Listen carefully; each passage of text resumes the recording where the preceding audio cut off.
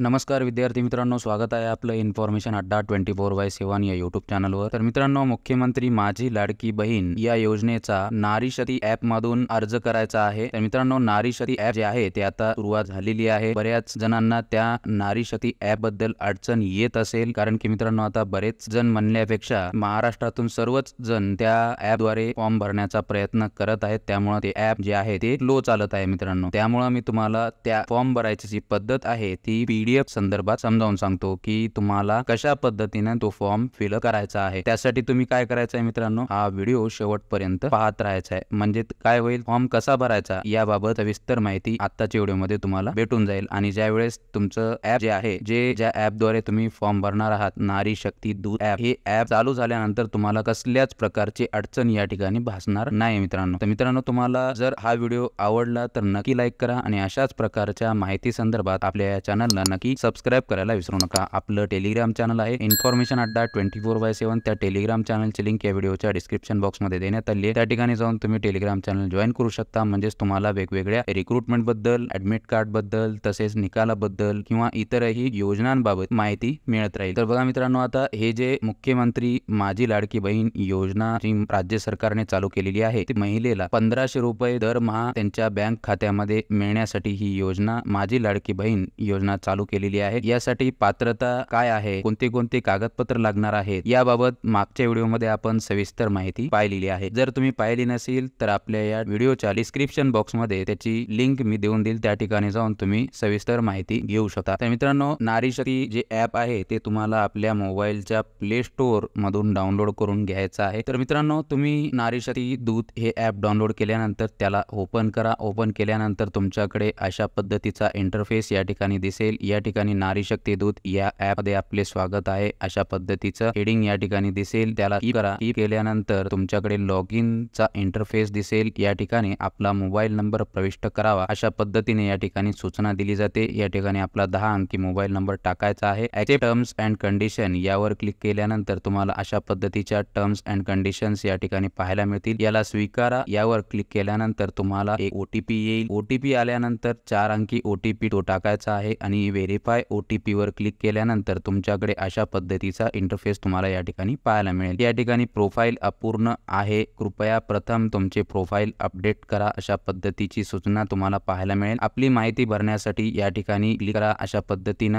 या ठिकाणी सांगितलं जाईल आणि त्यानंतर मुख्यमंत्री माझी लाडकी बहीण योजना या टॅबवर क्लिक करायचं आहे। यावर क्लिक केल्यानंतर तुम्हाला अशा पद्धतीचा इंटरफेस पाहायला मिळेल। तर मित्रांनो, या ठिकाणापर्यंत आपणाला जर कळालं असेल, कारण की मित्रांनो आता इथून पुढे जी माहिती तुम्ही भराल ती अचूक तुम्हाला या ठिकाणी भरावी लागणार आहे, कारण तुमचा जो फॉर्म आहे तो पात्र व्हावा म्हणून। तर आता या ठिकाणी तुम्ही संपूर्ण नाव टाकायचं आहे, ईमेल ID टाकायचा आहे, जिल्हा टाकायचा आहे, तुम्ही ज्या जिल्ह्यामध्ये राहताय तो जिल्हा टाकायचा आहे आणि नारी शक्तीचा प्रकार टाकायचा आहे। नारी शक्तीच्या प्रकारावर क्लिक केल्यानंतर तुम्हाला मित्रांनो वेगवेगळे ऑप्शन्स त्या ठिकाणी पाहायला मिळतील। कोणते पाहायला मिळतील, जर तुमच्या आईसाठी तुम्ही जर फॉर्म भरणार असाल किंवा बहिणीसाठी भरणार असाल, जे कोणी असेल ती महिला, त्या महिलेचा जो प्रकार आहे, एखाद्या वेळेस समजा ती महिला सामान्य महिला असेल किंवा समूह संसाधन व्यक्ती असेल, बचत गट अध्यक्ष असेल, बचत गट सचिव असेल, बचत गट सदस्य असेल, गृहिणी असेल, अंगणवाडी सेविका किंवा मदतनीस असेल, ग्रामसेवक असेल किंवा वार्ड अधिकारी असेल, सेतू सुविधा अधिकारी असेल, जे कोणी असेल त्या व्यक्तीचं म्हणजे त्या महिलेचं त्या ठिकाणी प्रकार जो आहे तो सिलेक्ट करायचा आहे। समजा आपण आता मित्रांनो गृहिणी याच्यावर क्लिक करू आणि पुढे जाऊया। अपडेट करा यावर क्लिक केल्यानंतर तुमच्या समोर अशा पद्धतीचा इंटरफेस पाहायला मिळेल तुम्हाला। या ठिकाणी महिलेचं संपूर्ण नाव टाकायचं आहे आधार कार्ड प्रमाणे। आधार कार्डवर जशा पद्धतीने नाव दिलेलं आहे त्याच पद्धतीने टाकायचं आहे। पतीचे किंवा वडिलांचे, जर ती महिला लग्न झालेली असेल, विवाहित असेल तर त्यांच्या पतीचे नाव टाकायचं आहे, विवाहित नसेल तर त्यांच्या वडिलांचे नाव या ठिकाणी टाकायचं आहे। त्यानंतर जन्म दिनांक टाकायचा आहे। त्यानंतर अर्जाचा पत्ता म्हणजे अर्जदाराचा पत्ता आणि इतर माहिती संपूर्ण या ठिकाणी तुम्हाला भरायची आहे। अर्जदाराचा संपूर्ण पत्ता टाकायचा आहे, जन्माचे ठिकाण टाकायचे आहे, गाव किंवा शहर टाकायचं आहे। त्यानंतर ग्रामपंचायत, नगरपंचायत, नगरपालिका जी कोणती असेल तुमची ती या ठिकाणी सिलेक्ट करायची आहे। पिनकोड टाकायचा आहे आणि पिनकोड टाकल्यानंतर मोबाईल क्रमांक टाकून आधार क्रमांक टाकायचा आहे आणि आधार क्रमांक टाकल्यानंतर शासनाच्या इतर विभागामार्फत राबविण्यात येणाऱ्या आर्थिक योजनेचा लाभ घेत आहात का अशा पद्धतीचा प्रश्न या ठिकाणी विचारलेला आहे। जर हो किंवा नाही अशा पद्धतीने तुम्हाला या ठिकाणी उत्तर द्यायचं आहे। जर घेत असाल तर हो म्हणा, घेत नसाल तर नाही म्हणा। जर घेत असाल तर कोणत्या कोणत्या तुम्ही शासनाच्या आर्थिक योजनेचा लाभ घेता, किती तुम्हाला आतापर्यंत रुपये मिळालेले आहेत त्याची सविस्तर माहिती या ठिकाणी तुम्हाला भरायची आहे। त्यानंतर वैवाहिक तिथी सांगायची आहे महिलेची, त्यानंतर महिलेचे लग्नापूर्वीचे नाव सांगायचे आहे, त्या ठिकाणी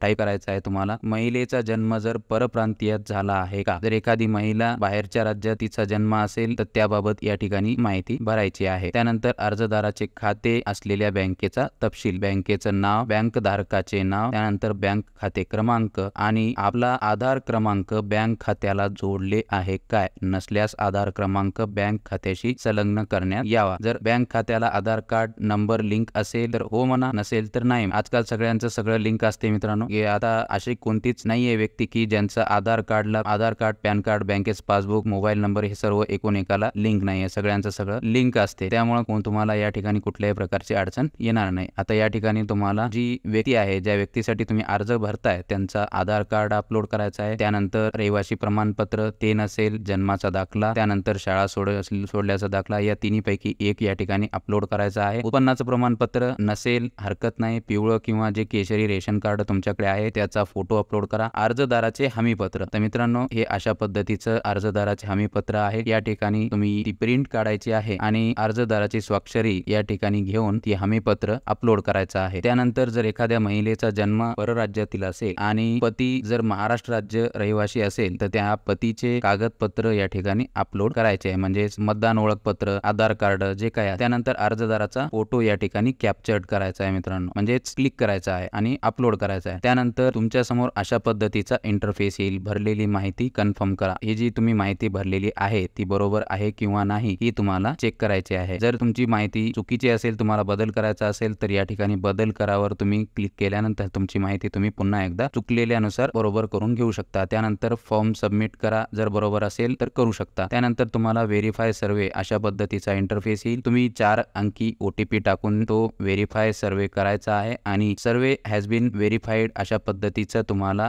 ग्रीन मध्ये इंटरफेस येऊन जाईल आणि त्यानंतर तुमचा फॉर्म सबमिट होऊन जाईल मित्रांनो। तर मित्रांनो अशा पद्धतीने तुम्ही माझी लाडकी बहीण या योजनेचा फॉर्म भरून लाभ घेऊ शकता। जर तुम्हाला हा व्हिडिओ आवडला, तुम्हाला काही जर याबद्दल शंका असतील तर कमेंट बॉक्समध्ये कमेंट करून नक्की विचारा, तुमच्या शंकेचं निरसन 100% केलं जाईल। आणि तुम्हाला जर हा व्हिडिओ आवडला तर नक्की लाईक करा आणि अशाच प्रकारच्या माहिती संदर्भात आपल्या चॅनलला नक्की सबस्क्राईब करायला विसरू नका। धन्यवाद।